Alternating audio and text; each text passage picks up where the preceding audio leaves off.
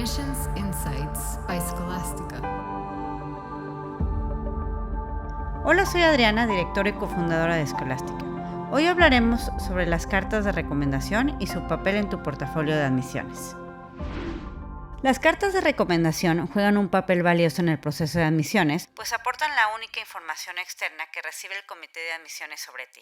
Al proveer la visión de las personas que han colaborado cerca de ti, que conocen tus aspiraciones y metas, pero también el nivel de tu trabajo y compromiso, lo convierte en una guía fundamental para el comité al momento de decidir quién merece la admisión. Aunque la información que las cartas aportan es una opinión, esta constituye la visión de alguien que te conoce en un ambiente idealmente profesional o académico y que puede aclarar dudas que el comité todavía tenga sobre ti, o bien puede servir para reforzar sus primeras impresiones. La visión de otra persona tiene un gran peso a la hora de despejar dudas, porque no es lo mismo lo que tú puedas decir de ti, por ejemplo, soy un líder, soy inteligente, sé trabajar en equipo, que un evaluador externo lo sustente con ejemplos y confirme que en verdad eso es lo que eres.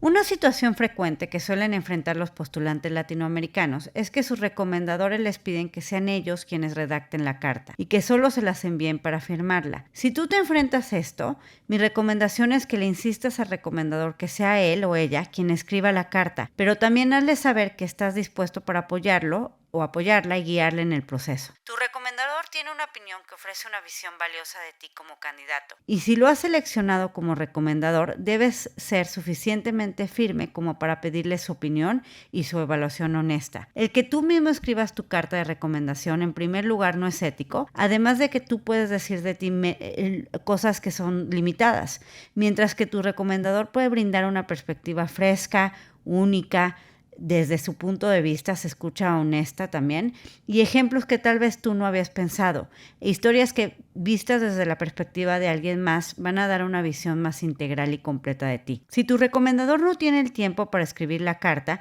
o no se siente cómodo escribiéndola en inglés, tú debes de guiarlos para que sepan cómo escribir una carta estelar y darle seguimiento en caso que lo necesiten.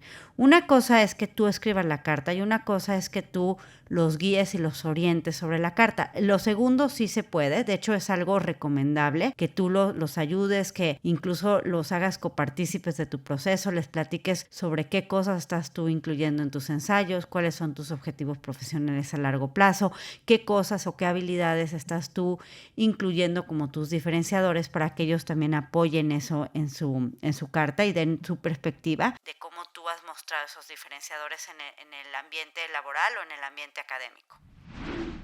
Recuerda que tú has estado trabajando en tu hilo conductor, en eso que une tu pasado, tu presente, tu futuro y cómo el posgrado entra dentro de esa historia y en tus diferenciadores. Si tú ya has trabajado bien esa parte de tu narrativa, esa parte de la narrativa quien la va a apoyar desde una perspectiva externa es tu recomendador. Entonces es importante que también lo hagas copartícipe lo informes de cuál es el hilo conductor que está siguiendo tu aplicación para que él pueda también desde su perspectiva reforzar estas ideas y con ejemplos suyos, pero sí es importante que él también conozca esta parte de tu historia y de tu narrativa. También asegúrate que tu recomendador esté consciente de que la redacción de las cartas de recomendación es un proceso que puede tomar tiempo y debe estar abierto a hacer modificaciones y escuchar sugerencias para redactar una carta que apoye tu narrativa. Por ello, es importante que la relación entre ustedes sea honesta y transparente, es decir, que no te sientas incómodo al discutir tus planes a futuro con tu recomendador. En este punto creo que es importante saber que, van a ser varias cartas de recomendación que le vas a pedir para 2, 3, 4 programas, los programas que vayas a estar incluyendo en tu lista, y que al final, hay veces que el recomendador decide él hacer su carta y no enseñártela. Eso está bien, no importa. Aquí es más bien de esa conversación que tienes que tener con él. Y si él está abierto a que tú puedas hacerle sugerencias o modificar algunas cartas de la recomendación, eso funciona, sobre todo para aquellas cartas que son muy escuetas. Hay recomendadores que escriben una carta en donde no ponen ejemplos, no ponen suficiente información. Entonces, más que una modificación de di esto en lugar de esto, se expande o describe un poco más más mi contribución en este proyecto, si puedes hablar un poco más sobre cómo trabajé y colaboré en equipo. Hay veces que los recomendadores también tienen un perfil muy técnico o están acostumbrados al argot propio de su empresa. O sea, los proyectos se llaman de cierta forma, los cargos se llaman de cierta forma, y cuando quieren traducir eso en una carta de recomendación, dejan con muchas dudas a alguien externo a la empresa que no entiende y conoce cómo funcionan las cosas dentro de la misma empresa, ¿no? Entonces, ese tipo de cosas son en donde tú también puedes ayudarlo a que el recomendador sepa y entienda que la carta es para un programa y que ni siquiera es para un trabajo, ¿no? Entonces, tal vez ese argot deba de explicarlo mejor, sobre todo si estás tú postulando un programa generalista. En algunos otros países o culturas es común que un jefe o profesor tenga años escribiendo y leyendo cartas de recomendación, incluso en algunos tipos de trabajo. Entonces hay ciertas industrias que usualmente contratan personas que tengan maestrías en el exterior o posgrados en el exterior, y que al ellos contratar personas que tienen este tipo de posgrado, pues las personas que ahorita están trabajando en esa compañía, sus jefes o sus profesores, tienen ya la experiencia de haber pasado por un proceso de admisiones y por lo tanto entienden un poco más cómo funcionan las cartas de recomendación para este tipo de ocasiones. Entonces, en algunos lugares hay esta ventaja, pero esta ventaja lamentablemente no está para todos y bueno, por eso es una ventaja, pero también los latinoamericanos en general no tienen tanto la cultura de escribir una carta de recomendación y menos de este tipo. Es cierto que algunos de los comités de admisiones van a estar conscientes de que quien está aplicando eres tú y no tu recomendador, y que puede ser que él o ella no tenga claridad sobre cómo escribir una carta de recomendación estelar. Lamentablemente no todos los comités de admisiones son igual de receptivos, y al final de cuentas pues sí acaba siendo una desventaja si tu carta de recomendación no te llega a proyectar y no apoya lo que estás poniendo tú en tus ensayos. Entonces sí necesitas asegurarte que la carta de recomendación es tan importante como los ensayos de admisión, como el tiempo que le dedicaste al GMAT o al GRE, es igual de importante dentro del proceso completo. Un error común que cometen algunos recomendadores es creer que la carta es similar a una carta de recomendación laboral, en donde quien la solicita no necesariamente quiere conocer tanto detalle del desempeño académico. Lo único que quiere saber es, bueno, de qué fecha a qué fecha trabajaste, cuáles eran tus responsabilidades, qué tal hacías esas responsabilidades, pero no está enfocada a temas más de liderazgo, de tus habilidades de trabajo en equipo. No necesariamente está enfocada a eso. Es para ver si tú vas a poder cumplir con el trabajo y que si realmente lo que dices en tu CV es exacto o no. Esta carta es distinta, ¿no? Está más enfocada a esas responsabilidades, a corroborar los tiempos en los que laboraste en una empresa y asegurarte que el empleador anterior no tiene alguna reserva para recomendarte. Por el contrario, una carta de recomendación cumple otra función. De entrada es una actitud entusiasta, no es como tengo una reserva. La otra es para evitar cosas negativas. En una carta de recomendación para un posgrado es más bien de resaltar las cosas positivas, de cómo tú eres sobresaliente frente a otras personas que han hecho el mismo trabajo que tú, que a lo mejor lo hacen bien, pero en qué cosas tú eres mejor.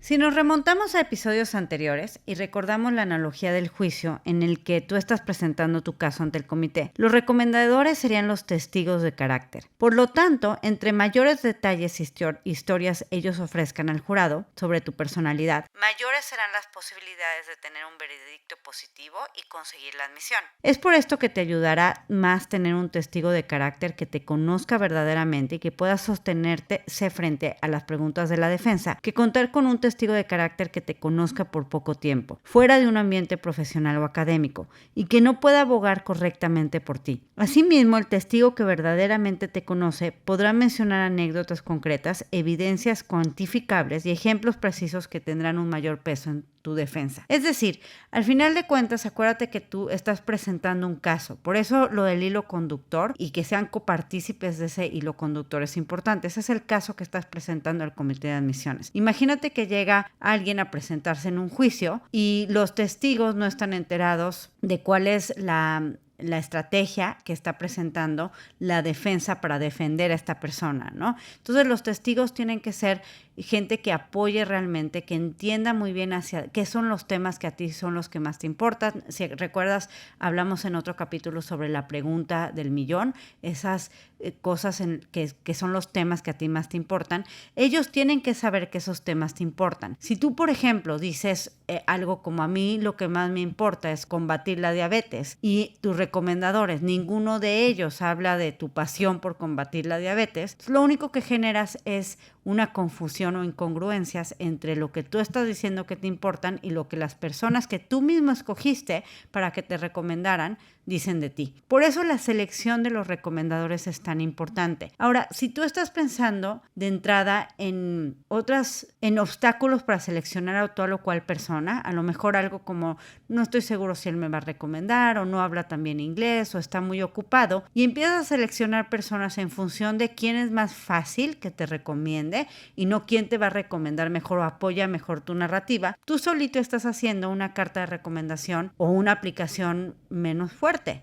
Y si estás buscando postular a programas muy competitivos, tienes que asumir que los otros postulantes van a llegar con sus mejores recomendadores. Y tú tienes que hacer lo mismo, tienes que presentar a los mejores testigos de carácter que apoyen esa narrativa. Ahora, esto de la persona que mejor te conozca, a veces suele pasar que hay veces que hay una persona que está 1, 2, 3 niveles arriba, que igual y no te conoce tan bien en tu día a día, pero si tú has tenido un impacto que se nota fuera de tu trabajo diario y que realmente puedas mostrar potencial y liderazgo, y esa persona que está 2, 3 niveles arriba puede hablar de ese liderazgo y de ese potencial que tienes tú de crecimiento, esa es una buena carta de recomendación. Acuérdate que al final de cuentas en la mayoría de los programas no va a ser solo una recomendación, vas a tener 2 o 3 recomendaciones, algunos hasta aceptan 5 cartas de recomendación. Entonces, dependiendo del programa es cuántas personas y cuántos testigos puedes incluir. No todos te tienen que conocer. En el caso de que tengas más de 2 o 2 cartas de recomendación, no todos te tienen que conocer muchísimo del diario, sino puede ser que uno te conozca muy bien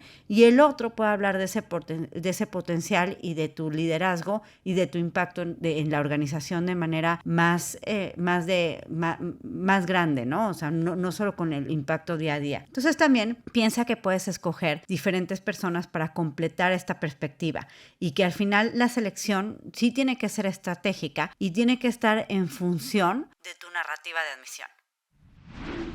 Por su parte, uno de los errores que cometen muchos aspirantes al solicitar las cartas de recomendación es no brindar seguimiento y orientación a sus recomendadores. Dada la importancia de este elemento en tu perfil, en tu proceso, es crucial que mantengas el pensamiento estratégico del que hemos platicado y debes tener con los otros elementos que componen tu portafolio. Además, recuerda que tus recomendadores no necesariamente conocen lo que este requisito representa en tu proceso de admisiones, por lo que la comunicación es crucial en esta etapa del proceso. Ayúdalos a entender la importancia de su labor y bríndales una guía clara de lo que tienen que hacer. Por cierto, nosotros tenemos una guía dentro del libro que escribimos. Hay una guía sobre cómo ayudar al recomendador. Es una guía que incluso le puedes dar a tu recomendador para que él sepa el papel de su carta dentro del proceso de admisiones, cómo el comité de admisiones va a evaluar su recomendación dentro del contexto de todo tu perfil, la importancia de cumplir ciertos tiempos para que la carta llegue a tiempo, cómo tiene que subir la carta en la plataforma, si la tiene que firmar, si es con un formato, con otro formato. Toda esa información viene dentro de la guía específica para los recomendadores en el libro de Escolástica, el cual también puedes encontrar en nuestra página. Bueno, vende por Amazon, pero está el link para buscarlo y encontrarlo en la página de Escolástica. El título del libro es Estrategia Integral para ser admitido a posgrados competitivos, Coaching en admisiones por egresados de Harvard. Y de hecho, los primeros 2 capítulos los puedes descargar gratis en la página de Escolástica, que es www.escolasticaprep.com. Algunas cualidades que te pueden ayudar a pensar en quiénes o qué personas podrían recomendarte son las siguientes. La primera sería la cercanía. ¿Qué tanto tu recomendador ha convivido contigo de manera directa y amplia?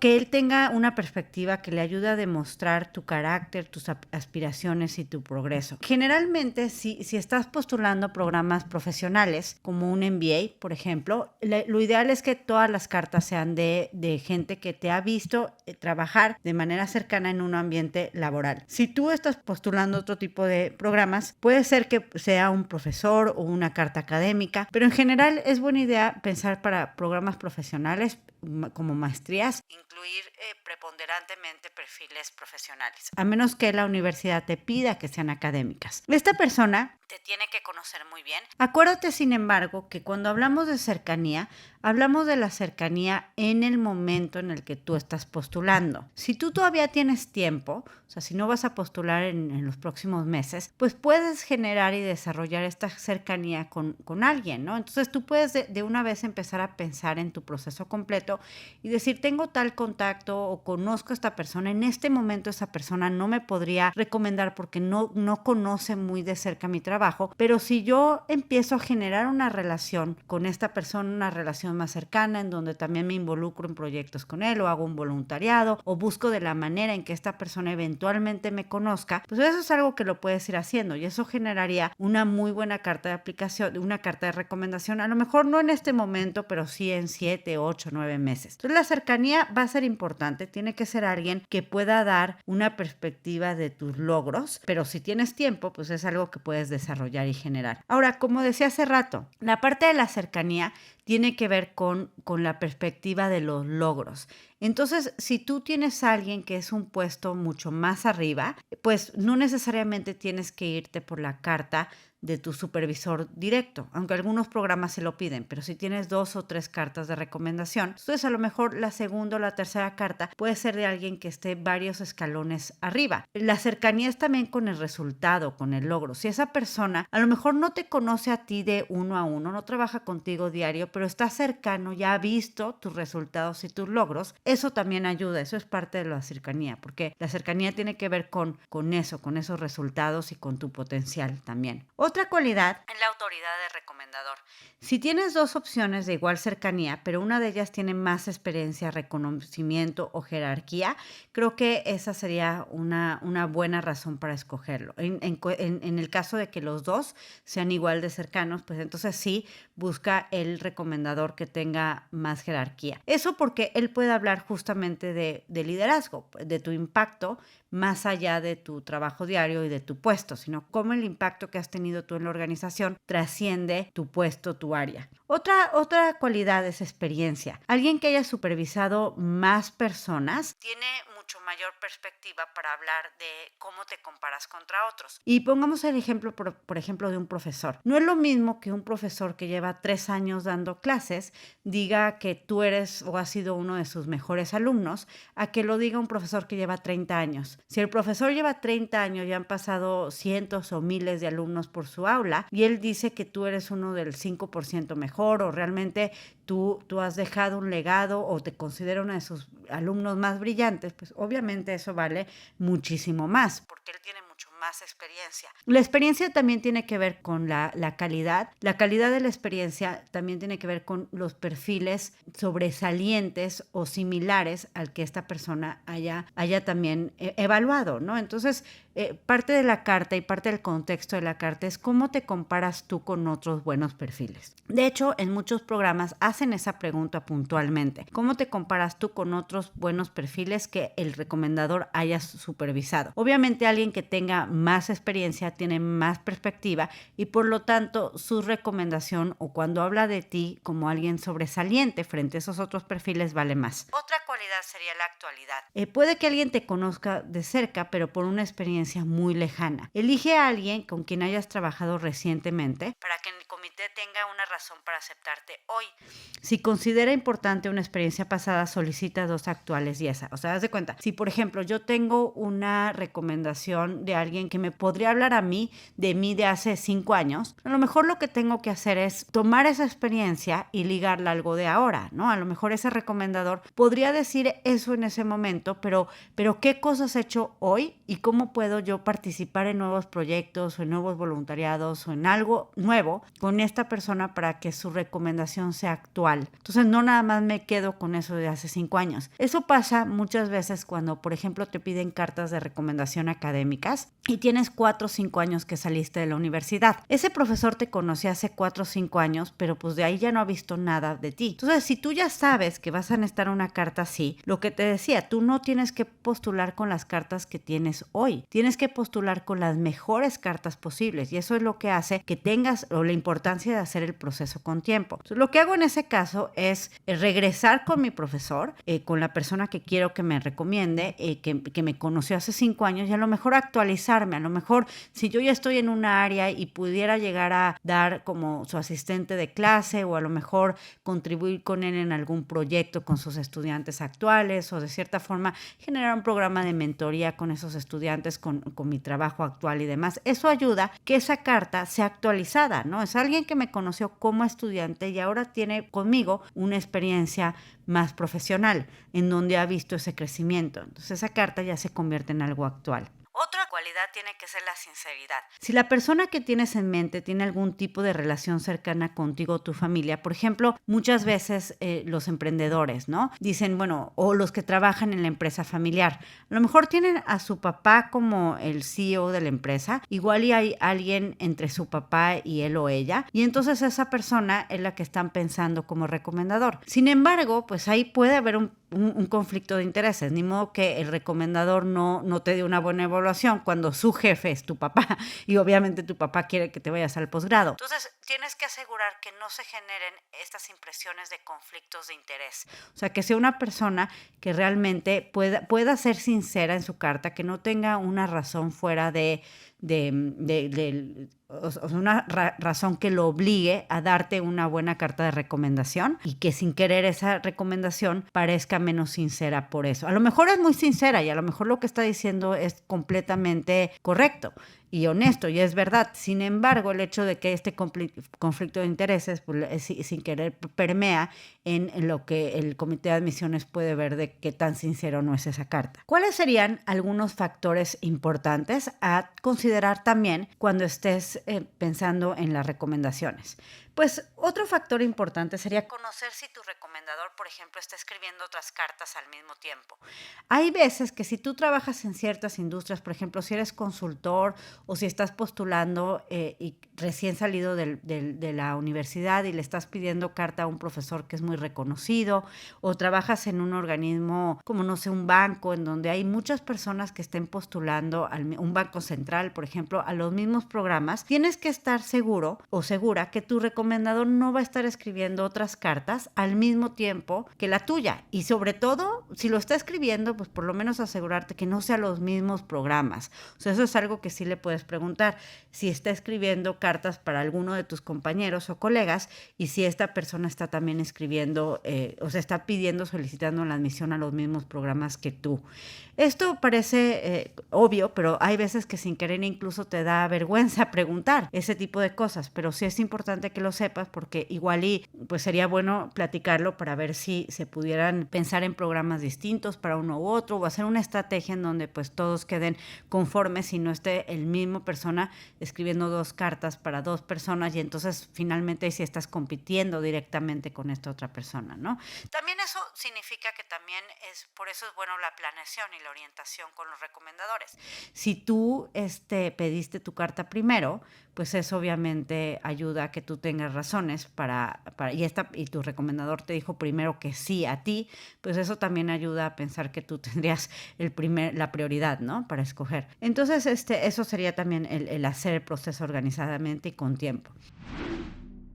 Investiga, por ejemplo, si tu recomendador, a lo mejor no en este ciclo está recomendando a alguien al mismo tiempo que tú, pero sí ha recomendado a personas anteriormente. Investiga qué también les está yendo a estas personas en el posgrado, sobre todo si ellos postularon o están estudiando el mismo posgrado al que tú estás postulando. Esto sobre todo para que pues si no les está yendo bien, sin querer eso puede ser algo que manche tu postulación simplemente simplemente porque como es la misma persona recomendando a alguien más cuando ya ha tenido una experiencia anterior, y si esa experiencia no ha sido positiva, eso se puede sin querer proyectar en ti. Entonces, investiga eso. La otra es que si has recomendado a otros antes, pues también es buena idea que hables con ellos, sobre todo para ver cómo puedes, no sé, o sea, si el recomendador resulta que en la persona anterior pues no fue tan organizado, entregó la carta a tiempo, no la entregó a tiempo, todo eso pues ayuda para que tú tengas como un poquito más de estrategia sobre cómo ayudar a tu recomendador. No significa que lo vayas a cambiar, pero cómo ayudarlo a que tengan las cartas a tiempo, por ejemplo. Entonces, sí saber si han recomendado personas antes y a qué programas y qué posgrados y dónde están estudiando esas personas, te ayuda para tener un poco más de contexto. También sé claro en los requisitos y fechas límite. Eso es bien importante porque si tu recomendador, bueno, hay como te decía, recomendadores muy expertos que más bien con ellos es entender el contexto de sus otras cartas. Hay veces que el recomendador no tiene ni idea, nunca ha hecho una carta como esta, no sabe cómo escribirla, no entiende que la tienes que entregar para tal día, no sabe nada de eso. Entonces necesita que tú seas muy claro con esos requisitos y esas fechas límite. Si vas a postular a varios programas, pídele todas las cartas de recomendación juntas. Sería mejor que se las pidieras juntas. No le pidas una y a las 3 semanas otra y luego otra más y luego se te ocurrió otro programa y le pides otra, porque al final le generas a él desorganización y también le haces más difícil tu trabajo cuando lo que tú tienes que hacer es ayudarlo para que realmente su proceso sea suficientemente placentero para que él no acabe harto de escribir una carta y no la escriba bien simplemente porque tú no le ayudaste a tener todo organizado y entregarlo bien. Entonces trata de desde un inicio saber a qué programas vas a postular. Si no tienes tu lista definitiva para cuando quieras pedirle la carta, pues mejor incluir un par de programas más a quererle incluir opciones después. Y toma en cuenta y dile desde un inicio que las cartas van a ser muy similares. O sea, realmente no es que esté escribiendo 5 cartas distintas o 4 cartas distintas totalmente distintas que tiene que empezar de cero. Realmente es prácticamente la misma carta de recomendación. De hecho, por ejemplo, si tú estás postulando a MBAs, existe un tipo de carta que se llama Common Letter of Recommendation, que es de GMAC, en donde varias universidades, varias escuelas de negocio utilizan exactamente esa misma carta. Puedes encontrar esa carta directamente. Bueno, las universidades que utilizan esa carta, pues va a salir la misma y básicamente es un mismo formato en donde llenan solo esa y esa la puedes mandar a diferentes universidades. No son todas y es posible que en tu lista haya un par que no utilizan esta carta común, pero las que no la utilizan hacen preguntas muy similares también. De hecho, si quieres conocer más sobre el Common Letter of Recommendation y qué universidades lo usan, incluso aunque no lo vaya a usar el programa que tú quieres, es un muy buen template para saber por dónde deberían de ir muchas de las cartas. Trae buenas preguntas, incluso si tu universidad pide una carta muy general, en donde no hay un formato específico, estas preguntas pueden ayudarle al recomendador a pensar cómo debería de escribir y estructurar esa carta o qué cosas le interesa al comité de admisiones que les diga de ti. Si quieres conocer un poco más sobre esto, te recomiendo que visites el blog de Scholastica. Ahí tenemos un artículo sobre este formato con el PDF para que lo puedas bajar, las universidades que piden o aceptan este tipo de formato también. Asegúrate también que tu carta no sea genérica. Y aquí no hablamos de que tiene que ser muy particular para cada universidad, sino que los ejemplos, la descripción de tus cualidades, de tu personalidad, esté muy bien, muy detallada, que realmente sea una carta única para ti. Imagínate que si tú le cambiaras el nombre de la carta de recomendación y le pusieras el nombre de un colega tuyo, si la carta dice lo mismo, entonces es una carta genérica, no te sirve. La carta tiene que ser única a ti, a tus habilidades, a tu liderazgo, a tu potencial, a tus contribuciones y resultados. Entonces, al final sí puedes usar, las cartas no van a ser tan diferentes entre una universidad y otra, pero sí tienen que ser muy individuales según tus propios diferenciadores y tu hilo conductor y tu narrativa. Si estás buscando postular a posgrados en el exterior, la mayoría de los posgrados, las cartas van a ser en inglés, excepto si postulas a España o un país donde la lengua sea el español. Pero si estás postulando a otros lugares, la mayoría va a pedirte que la carta sea en inglés. Es mala idea que tú no selecciones a un recomendador porque no habla bien inglés. Lo que puedes hacer en el caso de que él no se sienta cómodo escribiendo una carta en inglés o que su inglés no sea tan bueno que pienses que ese va a ser un impedimento para que se explaye y hable de manera entusiasta sobre ti, puedes escribir la carta en español y lo que tienes que hacer es mandarla a traducir con un perito traductor certificado. Entonces, él escribe la carta en español, la mandas a traducir con un sello y esa es la carta que va a subir tu recomendador en la plataforma. Hay veces que escoger recomendador también suele ser, no es una decisión tan obvia quién es la persona correcta.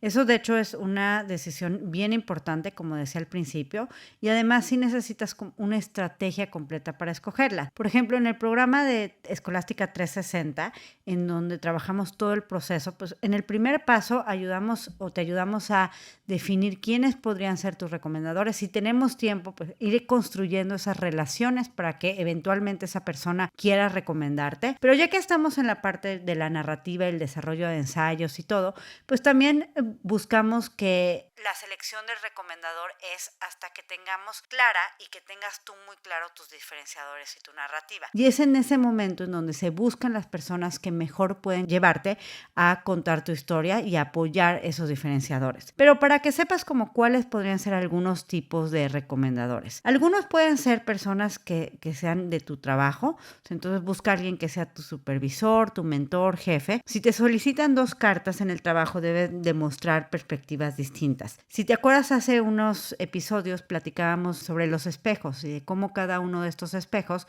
da una visión de ti y el comité de admisiones es a través del reflejo de estos espejos que decide si tú eres un candidato que quiere aceptar o no. Y tú decides dónde pones estos espejos. Entonces, si tú escoges 2 cartas de recomendación donde la perspectiva es igual, o sea, que dicen básicamente lo mismo, estás haciendo como si estuvieras poniendo 2 espejos en el mismo lugar y realmente van a tener una visión muy clara de tu perfil izquierdo, pero no van a ver nada más, tu perfil derecho, espalda, de frente, nada más ven el perfil izquierdo. Entonces eso genera confusión, genera dudas y al final no acabas pareciendo un perfil integral, un perfil fuerte por muchos lados. Entonces busca que las cartas no sean, si son 2 o 3 cartas, que las perspectivas sí sean distintas. A lo mejor son del mismo trabajo, pero a lo mejor son personas de distintas áreas. A lo mejor alguien de los recomendadores de tu trabajo puede ser un mentor que te haya conocido desde que tú eras intern o trainee y has crecido dentro de esa empresa y no ha sido tu jefe directo o hoy en día no es tu jefe directo, pero es tu mentor y te ha visto crecer durante todo este tiempo. Otro tipo de recomendador puede ser un cliente. Un cliente tiene una visión externa también de tu desempeño y puede funcionar bien, por ejemplo, si tú eres emprendedor o trabajas en una empresa familiar en donde trabajas directamente con tu papá, tu mamá o algún familiar donde hubiera este conflicto de interés de que esta persona no te puede recomendar. Entonces, un cliente puede dar una visión objetiva de tu desempeño. A veces incluso también si tú estás en un sector muy tradicional, en donde el perfil, a lo que voy con sector tradicional es que muchas personas de tu industria o de tu tipo de trabajo postulan a este mismo tipo de programas, a lo mejor es a un MBA y vienes de un perfil muy de banquero, consultor, muy típico. Entonces, a veces la perspectiva de un cliente ayuda porque da una visión que no es tan típica de ti, que sería la de tu recomendador, de tu supervisor o tu jefe, porque él finalmente va a estar evaluando personas que también están postulando estos MBAs y haces cosas muy similares a tus colegas. Entonces, el cliente puede dar esta perspectiva distinta y completar muy bien la aplicación. Otros otros buenas personas que podrían ser recomendadores son los mentores o consejeros. Esto, por ejemplo, no necesariamente, como hace rato decía, de un mentor dentro de tu trabajo, pero puede ser que si, por ejemplo, otra vez, si tú eres emprendedor, que tengas un mentor que te ha visto crecer, que a lo mejor conociste en una incubadora o dentro del ecosistema emprendedor, que pudiera funcionar como un recomendador que te ha visto crecer y que te ha visto contribuir al ecosistema. O un consejero, por ejemplo, de la empresa familiar. Si no puedes tener la carta de tu papá o de tu tío o de tu mamá, pues a lo mejor el consejero de la empresa, a lo mejor incluso puede ser que sea consejero de otras empresas también, puede dar una visión de tu impacto dentro de esa empresa desde una perspectiva de liderazgo fuera, ¿no? A veces son abogados, son contadores, son consultores que asesoran el negocio. Otro perfil puede ser, pues, obviamente los profesores. Incluso en algunos programas piden que venga una carta académica. Para ellos, pues, es recomendado si el perfil que quieres mostrar es de corte académico o referente a la investigación. Que te muestres solamente como alumno, no nada más, o sea, que no te muestres solamente como alumno, sino que también dé testimonio de tu crecimiento académico y profesional. Lo mismo que decía hace rato, si el profesor tiene tiempo que no te ve, pues igual y antes de pedirle la carta, genera alguna nueva experiencia que ayude a que su carta tenga esa continuidad. Y si tú tienes poco tiempo que has estado con el profesor, pues asegúrate de escoger a alguien que muestre, que sea de una clase difícil y que sea de una clase que sea relevante para el posgrado al que estás postulando. Como lo que quieren ver es tu potencial académico y de investigación, eso también está relacionado a la disciplina. No pidas a lo mejor una carta de recomendación de un profesor de los primeros semestres de la universidad. Pide una de los semestres más avanzados y de preferencia de las clases más difíciles y que tenga que ver con lo que quieres estudiar. Otra persona a la que le podrías pedir la carta de recomendación es alguien que te haya supervisado dentro de un voluntariado o dentro de alguna actividad extracurricular que pueda mostrar liderazgo y impacto de tu parte. Entonces, esta carta puede ser en actividades altruistas o de pro bono, a lo mejor si estuviste involucrado en temas de recaudación de fondos o trabajaste en alguna fundación haciéndoles alguna campaña. Funciona muy bien para perfiles que necesitan mostrar como un perfil integral. Generalmente no sería como la carta número 1. Sí, la carta número 1 tiene que ser de tu trabajo de tiempo completo, de lo que haces la gran mayoría de tu tiempo, pero puede ser una muy buena carta como complementaria de otra parte de ti que a lo mejor no se alcanzó a ver en el resto de tu aplicación o sí se alcanza a ver en el resto de tu aplicación, pero ayuda a ver que hay otra faceta, otra arista de ti que a lo mejor no se está mostrando en lo demás y que ayuda a complementar tu perfil. Acuérdate que muchos de estos programas al final del día no estás postulando un trabajo. En un trabajo sí se fijan mucho más en la parte profesional, en lo que puedes y sabes hacer, pero aquí estás postulando a una universidad en donde vas a formar parte de una comunidad, donde vas a ir a hacer amigos, donde quieren personas que sean también, que tengan fit con el resto de la comunidad, que hagan amigos con otras personas, que tengan intereses diversos, que no nada más les importe y les guste trabajar, quieren perfiles completos. Entonces a veces una carta de la parte más extracurricular de tu perfil ayuda a que muestres que tienes todas estas otras aristas. Ahora, para que funcione, no puede ser un voluntariado que ahora sí hiciste solo los últimos 2 meses, no algo fabricado. Tiene que ser algo que realmente forme parte de tu narrativa, que puedas realmente unir bien con tu hilo conductor, en el que lleves suficiente trabajo y suficiente tiempo para poder mostrar que has generado también un impacto y liderazgo en eso. O sea, no escojas una carta de voluntariado nada más para completar el perfil, sino al final, porque al final puede ser que generes un perfil más débil. Tiene que ser realmente si es parte de tu historia y realmente puedes demostrar con esta carta esas habilidades que a lo mejor complementan las de tu trabajo, pero también muestran que tienes otros intereses. La carta de recomendación, bueno, una parte es quién la tiene que escribir, otra parte es todo lo que hablábamos de consideraciones generales, cómo son las cartas, la orientación que tienen que tener, cómo deben de cumplir con el hilo conductor. Ahora vamos a hablar de algunos de los rubros que debe de cubrir tu carta de recomendación. El primero tiene que mostrar liderazgo de tu parte. El recomendador tiene que mostrar cómo es que tú tienes iniciativa propia, puedes emprender, eres respetado entre tus colegas, tienes una visión, propones soluciones y tienes responsabilidades que incluso pueden ser superiores a las estipuladas en tu puesto. Para poder mostrar liderazgo, no solamente es decir, Juan o María es líder. O sea, lo que tienes que poder, el recomendador tiene que incluir ejemplos para que yo, sin que me pongan la palabra líder o liderazgo, crea y llegue a la conclusión de que tú eres un líder por los resultados que has tenido, por la visión que has demostrado, por la iniciativa que has tenido resolviendo problemas. Y también se trata de resolver problemas, ¿no? A veces una cosa es hacer bien tu trabajo y otra cosa es mostrar liderazgo. Aquí se trata también de que tu carta o la carta que te escriban pueda demostrar ese liderazgo. Platica con tu recomendador sobre cuándo, o si primero si te considera o no te considera un líder. Si no te considera un líder, pregúntale si te considera que tienes o no potencial para ser líder. No necesitas ya ser un gran líder, pero se necesita mostrar ese potencial. Si su respuesta es que sí, lo siguiente sería, bueno, ¿por qué tienes esa impresión de mí? ¿Qué cosas he hecho? ¿Qué cosas he hecho bien? Y tú ponte en el papel de alguien que no necesariamente está creyendo lo que dice, te lo tiene que probar. Eso va a ayudar a que él empiece a justificar mejor su respuesta y encontrar esos ejemplos que al final del día a ti te van a ayudar a mostrar en la carta de recomendación que sí que sí tienes liderazgo. Otro rubro sería el trabajo en equipo. Esto significa, pues, ser eficaz al trabajar en grupo, enfrentarse a entornos diversos, resultados favorables en experiencias grupales, que el grupo en el que estés tú haya sobresalido por tu presencia respecto al desempeño de otros grupos.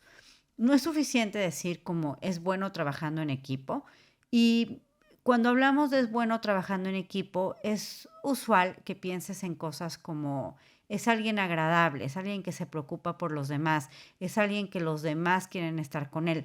Eso no necesariamente significa que eres bueno trabajando en equipo en un ambiente profesional. ¿Por qué? Porque si tu equipo es el que más están en la fiesta y no hacen nada, pues igual se la pasaron súper bien, pero no consiguieron un resultado. Y el tema es que se trata de los resultados. ¿Por qué o cuándo? Si tú estás en un equipo, ese equipo tiene mejores resultados. Eso es lo que tendría que demostrarse en la carta. Que tus equipos y las veces que tú has participado en equipo A contra equipo B y C, el equipo A consigue mejores cosas porque tú estás ahí. ¿Dónde está tu contribución? ¿Qué cosas has hecho? Otro rubro sería el potencial. Aquí hablamos de cómo has aprovechado oportunidades en tu crecimiento y tu rendimiento. ¿Cuál es tu potencial a largo plazo? En algunos casos, tu objetivo profesional es regresar a la compañía en la que estás, obviamente con un mejor puesto. Entonces, aquí el recomendador es muy bueno que apoye esa narrativa, que diga que tú tienes las puertas abiertas, si incluso estás en un programa de desarrollo de talento con la empresa, en donde la empresa te va a pagar el posgrado, pues también que lo mencione y que diga que tú pasaste por un proceso competitivo para poder ser recipiente a esa ventaja o a ese incentivo que está dando la empresa. Entonces, que se mencione y que se hable de ese potencial tuyo a largo plazo. O sea, si tu recomendador dice, pues él va a tener y va a seguir teniendo un crecimiento y tiene un futuro aquí, eso ayuda a mostrar potencial de tu parte. Eso es en caso si tu objetivo profesional es regresar a la empresa. Si no lo es, pues bueno, que hable de cómo has generado el potencial se puede mostrar muchas veces con el impacto de tu trabajo fuera de tu día a día. Lo que decía hace rato, ¿no? A lo mejor ese potencial se puede mostrar muy bien con una segunda carta de alguien que esté en una jerarquía más arriba, que hable de cómo has mostrado y tú tienes el potencial de llegar a ser director o llegar a ser VP o llegar a ser CEO de una empresa. Otro rubro que debería de incluir también tu carta de recomendación son tus habilidades de comunicación. Muchos programas más bien valoran a alguien que se sabe comunicar, tanto oral como como de manera escrita, y que tiene un buen manejo de la lengua y habilidades que se traducen en habilidades de negociación y el poder trabajar con personas de distintos niveles, ya sea a nivel más senior o incluso personas que vienen de niveles a los que tú vas a supervisar. Entonces, estas habilidades también es bueno que en la carta de recomendación se incluyan. Ahora, cuando estamos hablando de estos rubros, no significa que tienes que incluir todos, tienes que incluir en los que verdaderamente, o más bien tu recomendador va a incluir aquellos en donde verdaderamente tú eres sobresaliente, que son cosas que tú puedes probar y que él ha visto y reconoce en ti. Entonces, la comunicación es una buena habilidad también.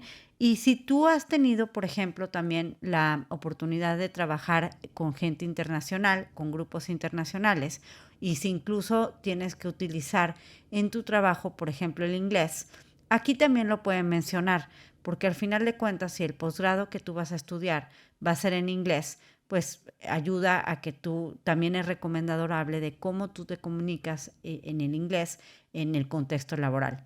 Si tú trabajas en equipos internacionales, también es bueno que lo mencione, porque al final de cuentas, en el posgrado vas a trabajar con equipos internacionales y el hecho de que ya tengas experiencia y ya tengas ejemplos de cómo has sido exitoso en este tipo de equipos, le ayuda al comité de admisiones a saber que vas a ser exitoso en el futuro en equipos internacionales también. Otro tema puede ser tu respuesta al trabajo. Por ejemplo, qué tan organizado eres ante una gran carga de trabajo, si sabes trabajar en situaciones bajo presión, si eres atento al tiempo y la forma, si sabes planear y si sabes coordinar y cómo reaccionas ante problemas o incluso cómo reaccionas ante la retroalimentación. Cuando el recomendador te ha dicho que has hecho algo mal, cómo lo has tomado, cómo lo has corregido, cuáles son algunas de tus debilidades, también les van a preguntar. Entonces, esta parte, sobre todo la primera, que tiene que ver con organización, con trabajo con situaciones bajo presión, con puntualidad, cosas así, lo único que tienes que hacer es tener un poco de cuidado, que no sean cosas que sean cosas esperadas de un buen profesional. O sea, aquí estamos hablando en cualquiera de estos rubros de diferenciadores. Y acuérdate que un diferenciador no es solo una fortaleza, es una fortaleza diferenciada, es algo que haces tú mejor que los otros contra los que te están comparando. En el caso de la recomendación, tu recomendador de cierta forma te está comparando con otras personas que él o ella han supervisado. Entonces, hay que escoger aquellas en donde realmente tú estés más fuerte que los demás. Entonces, por ejemplo, si hablamos de la puntualidad, el problema específicamente con el tema de la puntualidad es que en Latinoamérica ser puntual sí es una virtud, pero en otras culturas es como lo mínimo indispensable que se le pide a alguien. Entonces, si tú estás postulando un programa de otra cultura, se les va a hacer extraño que tu recomendador ponga tu puntualidad como uno de tus principales diferenciadores. Entonces, tienes que cuidar un poco eso de las perspectivas, pero en general, acuérdate que estos rubros que te estoy dando de la respuesta de trabajo, la comunicación, el potencial, el trabajo en equipo, el liderazgo, no es que tengas que cubrir todos o que tu recomendador tenga que cubrir todos, sino cubrir aquellos en donde sí tienes tú un diferenciador. Otro rubro importante son las habilidades intelectuales. ¿Cómo aprovechas esas habilidades? ¿Cómo muestras curiosidad, participación en eventos, seminarios, actividades para mantenerte actualizado, tu pensamiento crítico, tu razonamiento cuantitativo? Esta parte de las habilidades intelectuales es muy importante y además complementa muy bien el resto de tu aplicación. Por ejemplo, si tú estás buscando entrar a un programa cuantitativo y además estudiaste algo cuantitativo y haces algo cuantitativo, es bien importante que tu recomendador hable de tu pensamiento crítico y tu razonamiento cuantitativo desde el contexto del trabajo. Si tu puntaje en el GMAT o en el GRE no es sobresaliente, todavía más importante que mencione cómo tú has y tienes cómo te desempeñas en la parte cuantitativa de tu trabajo, en el análisis de datos y demás, para que eso ayude a compensar un puntaje que no sea sobresaliente. Ahora, si tu puntaje es sobresaliente, pues también lo mismo, tendrías que incluir estas habilidades pues para mostrar que tú tienes, que lo complementas muy bien. Al final de cuentas, al estar postulando a un programa cuantitativo, lo que quieren ver es cómo es tu habilidad de análisis. Si es un tipo de programa distinto, lo mismo, las habilidades intelectuales también deben de estar enfocadas hacia lo que vas a estar estudiando y lo que vas a estar haciendo. Pero pensamiento crítico, razonamiento lógico, habilidad para pensar de manera creativa, son muy buenas habilidades.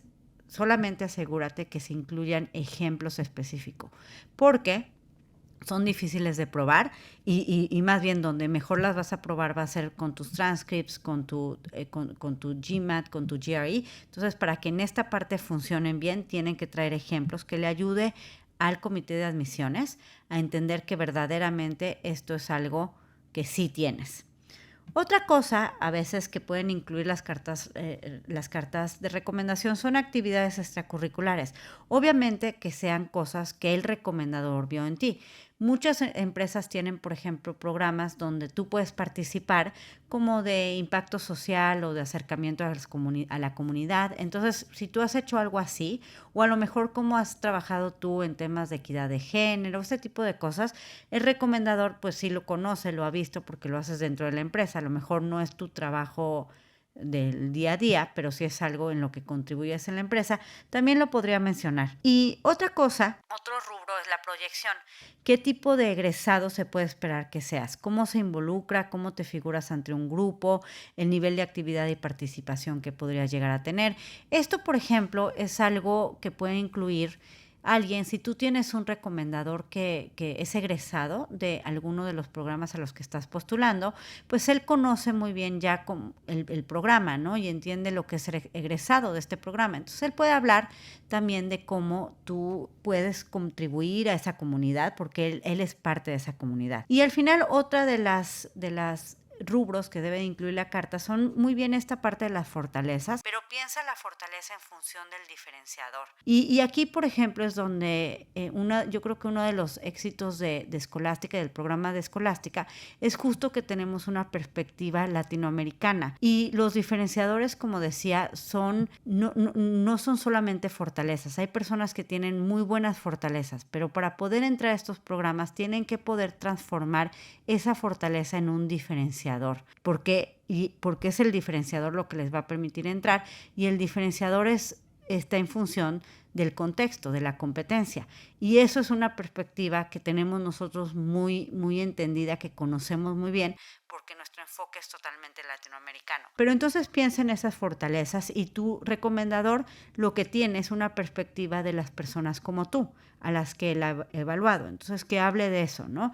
Y la otra es cuando hable de debilidades, y algunas cartas de recomendación, algunos formatos sí piden de manera muy específica, o sea, literalmente preguntan cuáles son las debilidades del candidato y cómo ha tomado la retroalimentación que le has dado cuando le hablas de esas debilidades. Tiene que incluir algunas debilidades. Asegúrate en general que esas debilidades sean cosas que vas a poder resolver o que ya resolviste, y que se concentre el recomendador en cómo has tomado tú la retroalimentación y qué hiciste para mejorar, o que sean cosas que también te ayude un MBA o una maestría o el posgrado al que vas a estar postulando a corregir. Hay veces que los recomendadores te conocen tan bien y de hecho te han hecho evaluaciones que dicen cosas que son muy duras. Entonces también digo, está bien, pero siempre tiene que haber una luz detrás, ¿no? O una forma en la que ya la atendiste, o es algo que puedas realmente corregir o superar.